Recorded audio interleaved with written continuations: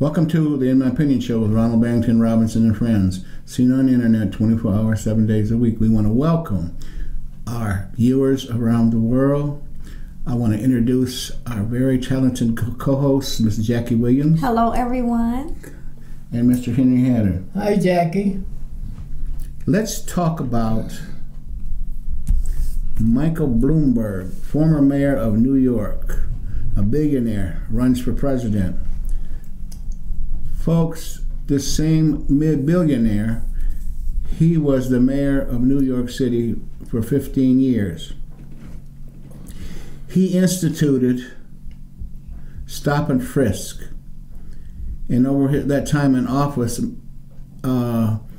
he stopped and frisked, him and his people, 5 million people or more, mostly Blacks and Hispanics. Now he wants to be president. And then he's also saying he's sorry. Sorry just doesn't get it, okay? He had 15 years, all right, to correct that behavior, but he didn't.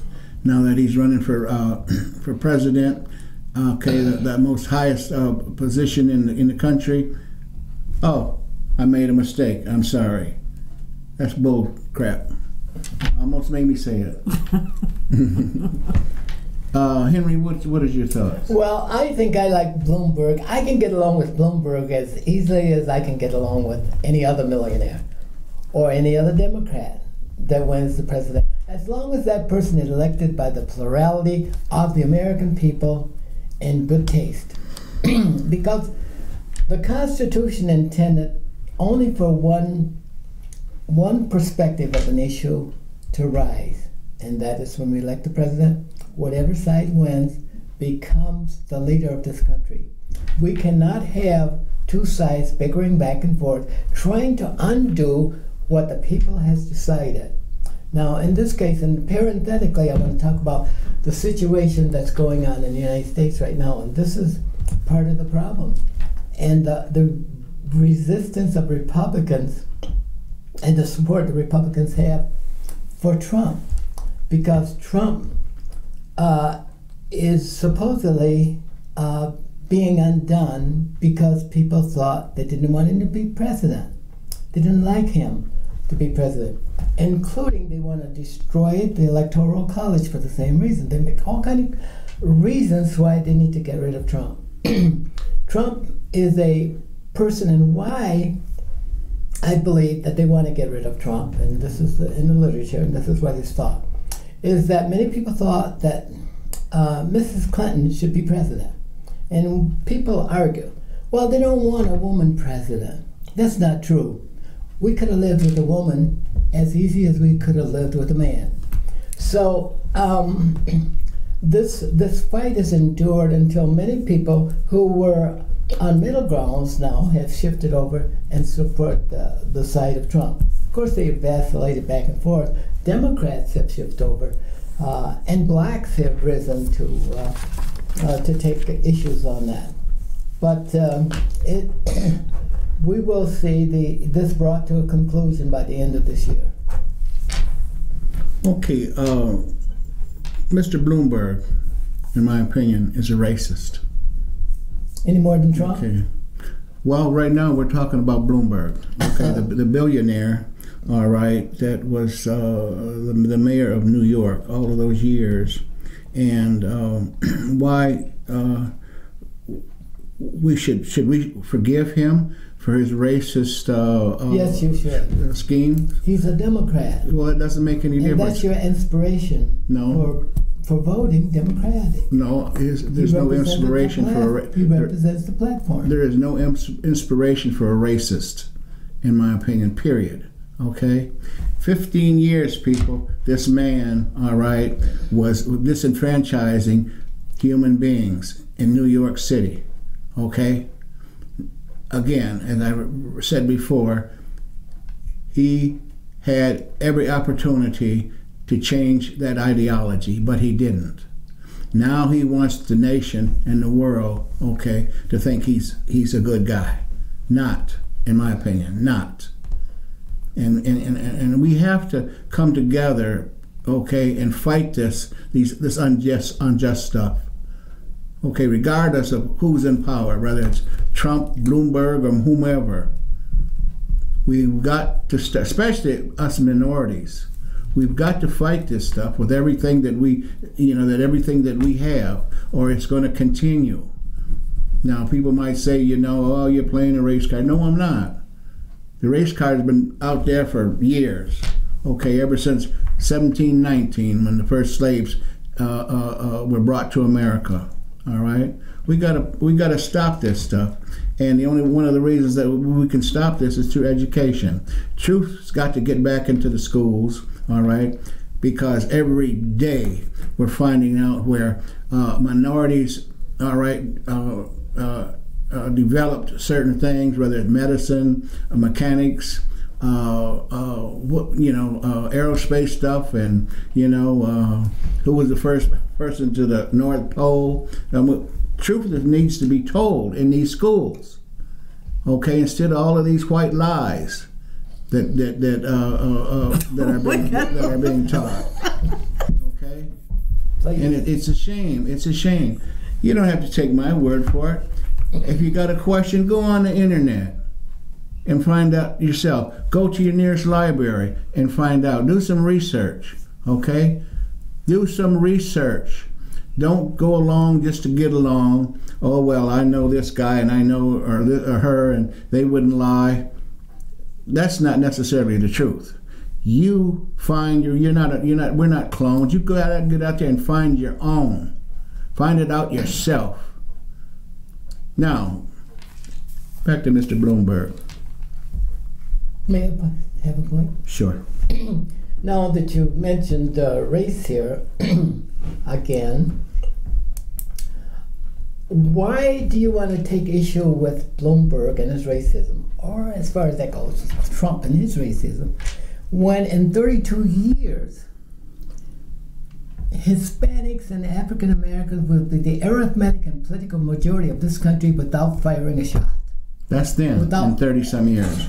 We're talking about the present and the future. Well, we will get there without firing a shot. I'm going to throw you a lifeline. Let me go ahead and get my thoughts. You're going to talk about the paradigm shift? Okay, go ahead. Paradigm shift. We're going to have that. And we're making progress every day. Of course we are, but there's no point kicking the can down the road all the time either. Yeah, I know. You got a point there, but why create hassle when we could formulate a strategy where we merge into responsibilities that we will have to govern the most powerful country in the world?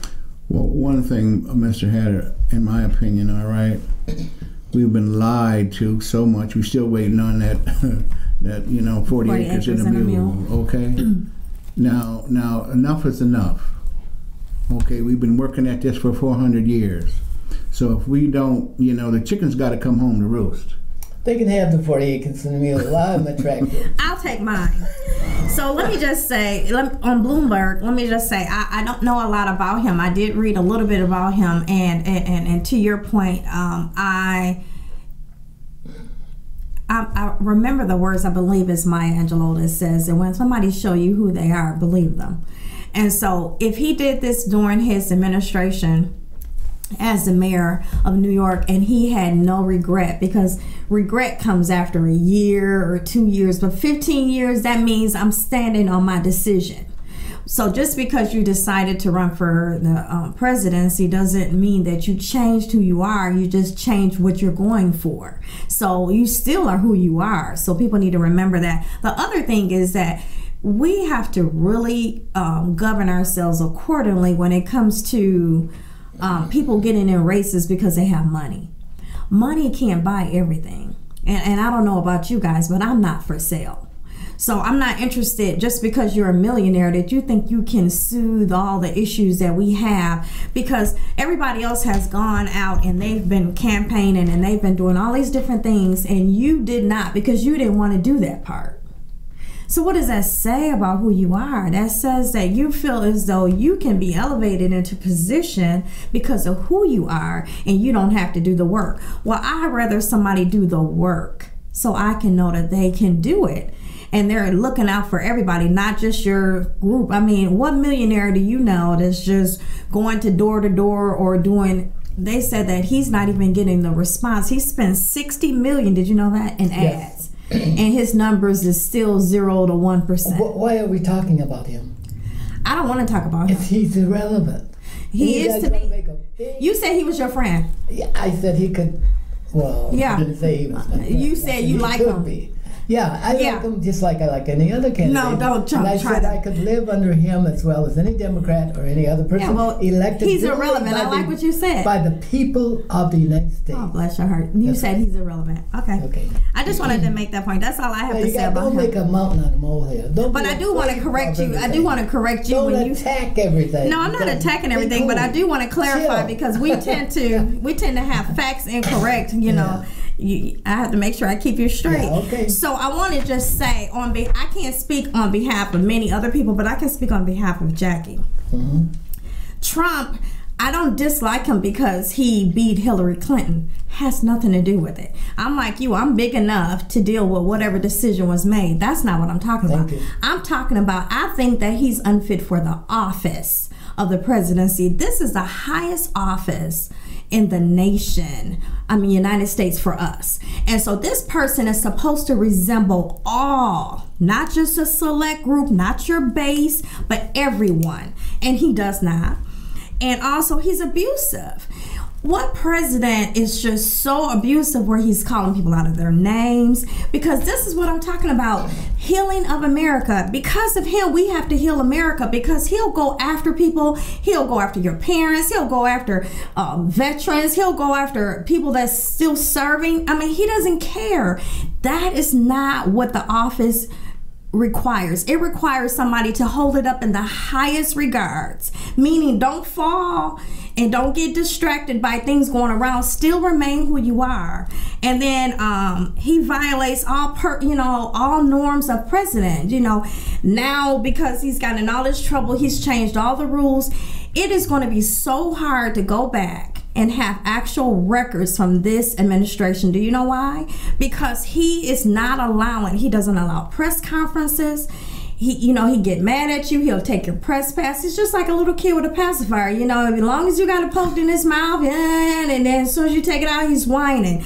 Because if he can't have his way, it's no way. So he's not serving on behalf of the people. He's serving on his own behalf. And if you can't see that, just look at how he does stuff. As long as you're doing what he wants you to do, he has surrounded himself not with professionals and of the different fields that he needs to surround himself with when he's making decisions and all that. He surrounded himself with yes people that would agree with him regardless of if he's right or wrong. Those are the people that he surrounds himself with. And it tells you if you are the smartest person in a room, you're in the wrong room. Well, he chooses his own. That's his prerogative. How he wants to line up his cabinet, that's his prerogative. Not yours, not the American people, that's his. They gave him the right to do that. And if he made some bad choices, and yes, he has. He's made some bad choices in the past. And he'll admit that. But he has a vision that we don't see. And do he see it? Well, don't ask me questions I can't possibly answer. But I know that and we all know that he has a vision. He has a vision to make sure that we have jobs in this country for Americans, to make sure that we have space for them, make sure that we have tax dollars to feed their education and to create I'm glad you said that. Do you know that the United States have we have the least amount of tax dollars brought in since the tax cut? Did you know that? Oh, our revenue is below everyone's. Did you know that? No, I don't know. Yes. We're still they the just richest country reported in the world, and we may have. That's because of deficits that we have. We sell less to other countries now than we used to. And we can thank your president for that. We used to be the most powerful nation in the world, built at one time 75% of the consumer goods and services in the world. We have continuously lost that. We probably built 30 to 25% of the world's consumer goods today, and we're continuously losing it. And eventually, in 10 to 20 years, China will take over as the world's most prosperous nation. There's no way that you can stop that. just based on numbers only. Let's talk about the breaking news. U.S. House of Representatives have approved 2 Trump impeachment charges. Now, that's terrible. He's the 4th president. There was Andrew Johnson, Nixon, Clinton, and now Trump. Now, Article 2, Section 4 of the Constitution stipulates that a president shall be removed from office on impeachment for treason, bribery, or other high crimes and misdemeanors. Well, hell, he should have been dismissed from office 2 years ago. This man has from published reports, has told American people over 20,000 lies. That's not treason. Okay, I'm not saying it is. It's just not right. I'm just saying it's not honest, okay? And somebody said vision. Trump's got about as much vision as Stevie Wonder, okay, who is blind. Well, your vision is not his. He's looking at it from the standpoint of being the head of the country. The intelligence part of the body. That's his vision is made from the intelligence part is gone. Based upon what he knows and the people that he's surrounded by, and what the Constitution will allow him to do. So we don't share those same values as he does, as he looks out over the horizon and looks at the vision. Now, as far as I see, part of the vision, I'll repeat again, is to make sure that all Americans have jobs in the future, that they're free from outside influences, that outside influences from China and Russia, you mean? No, attack from other countries and stuff like that. Okay. And that we provide money to education, and we try to educate our population.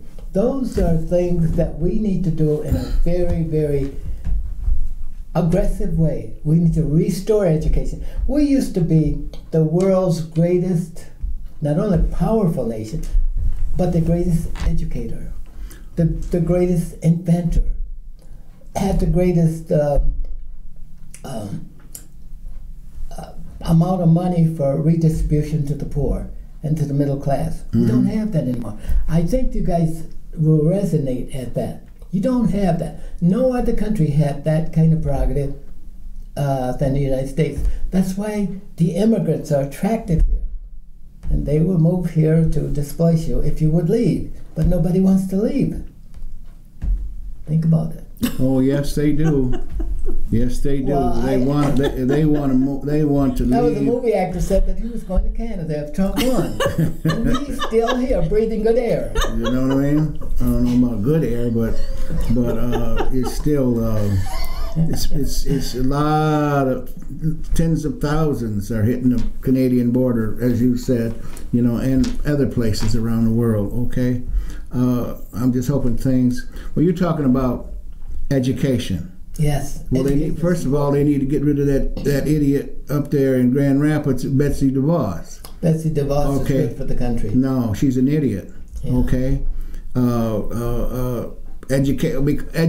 She got the job because she gave Trump $1 million or more for her. No, she had the money. You know what I mean? That's why she gave it. That's why she gave it to him. Okay? Well, she had a right to give her money to the. She's not doing the country justice for her position. Her position is supposed to protect the education system. What's she doing wrong? I'm getting ready to tell you. Can I finish? Can I finish? Can I finish? This is like the root. One or two things that she's doing wrong. First thing, they awarded all of the people that attended ITT and universities for profit total debt release from all of the student loans that they had for her.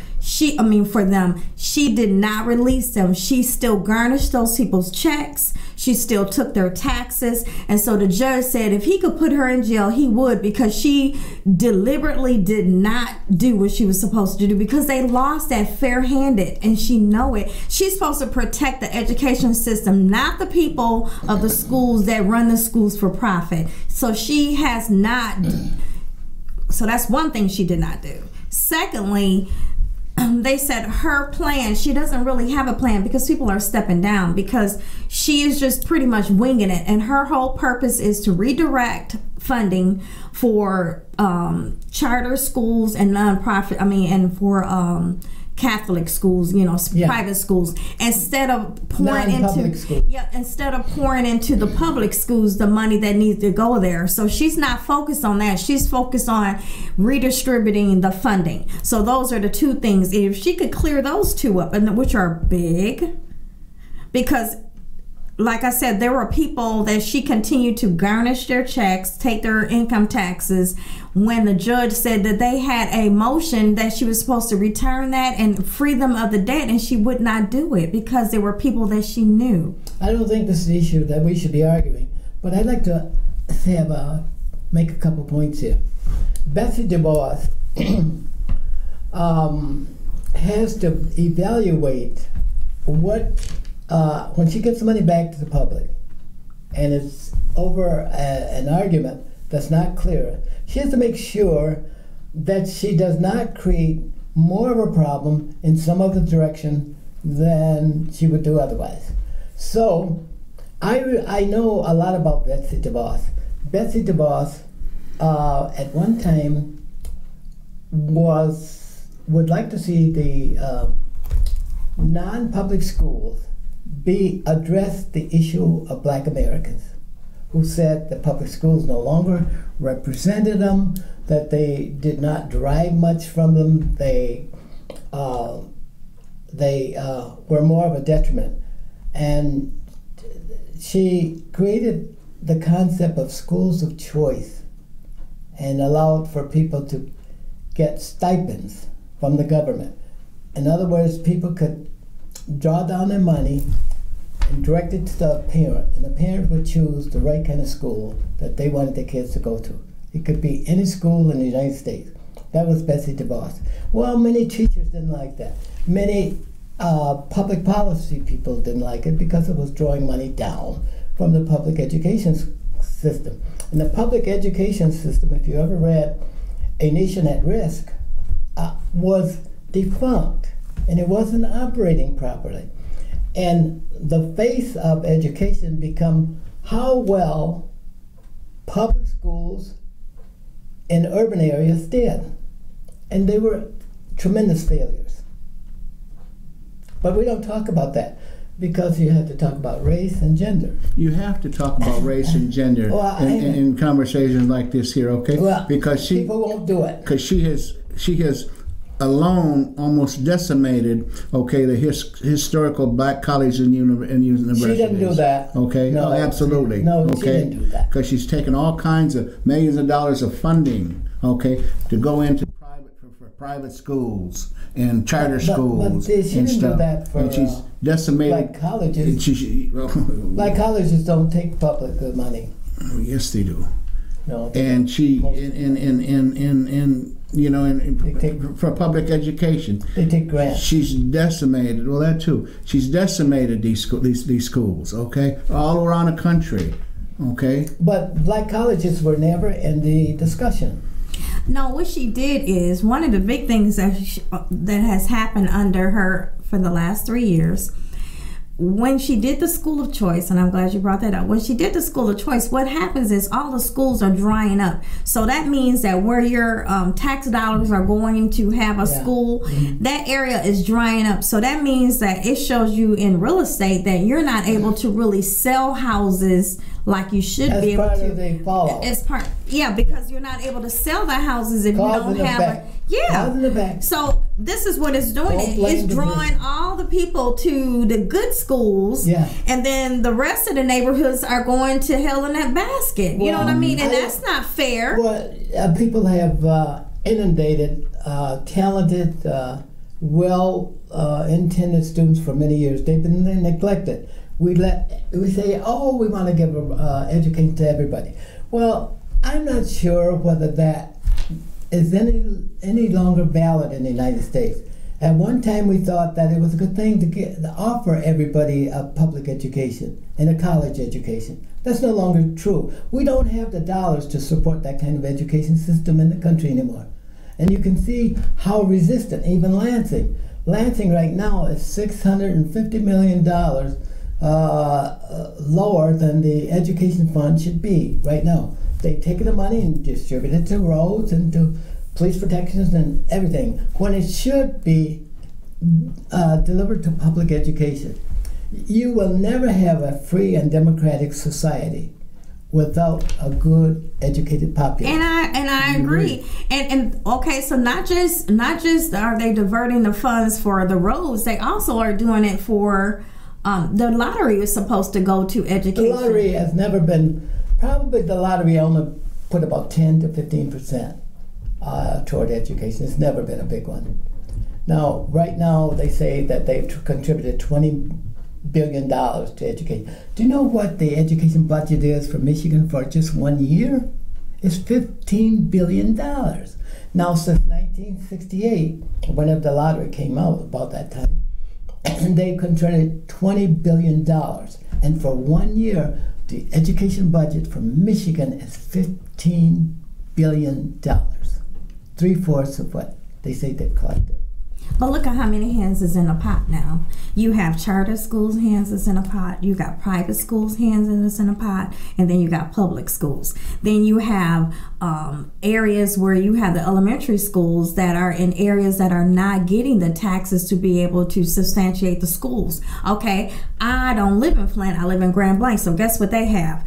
They're taxing us to death. So our schools are in good shape, because they're taxing us, and our property can sustain our education. And that's fair enough. You know what I mean? If you are getting the tax out, you have the job, right, and you have more money than the poor people, you should be given. But it's not. But there should be something that bridges the gap. Is what I'm saying. There should be something that bridges the gap. And if you're such a good leader, you should come up with ways to be able to facilitate how you can bridge the gap. Where if I don't live in a good neighborhood, you still can go to school in my neighborhood, so we can keep up the property, so people are still paying taxes. Because what you're doing is you're drawing everybody to the suburbs. When you draw everybody to the suburbs, there's no revenue in Flint to be able to sustain the expenses that requires to be paid here. But this is the center of commerce, the city of Flint. If we work well together, got good leadership, we can overcome that deficit, that gap there. But we don't have any of that.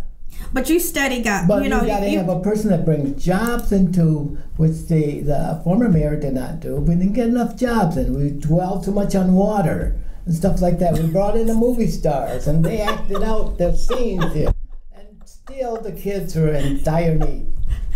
But that's a good point. So we do have some, like if you go downtown, you do have like a lot of different businesses that are popping up. But what it is we give them such a tax break that it doesn't help us. No, we have to do that. I understand you give a tax break, but you can't give them you can't give it to them free. You got businesses that did come here. And see, this is what Betsy DeVos is about. She's a prude woman. She knows how you got to trade out stuff to get. How she know that?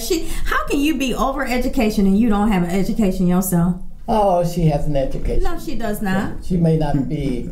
No, she does not, Henry. I don't believe that. With that, we must bring the In My Opinion show to a close. But for Betsy Ross, you keep your ass up there in Grand Rapids and sell soap. No, it's okay. Betsy DeVos, not Betsy Ross.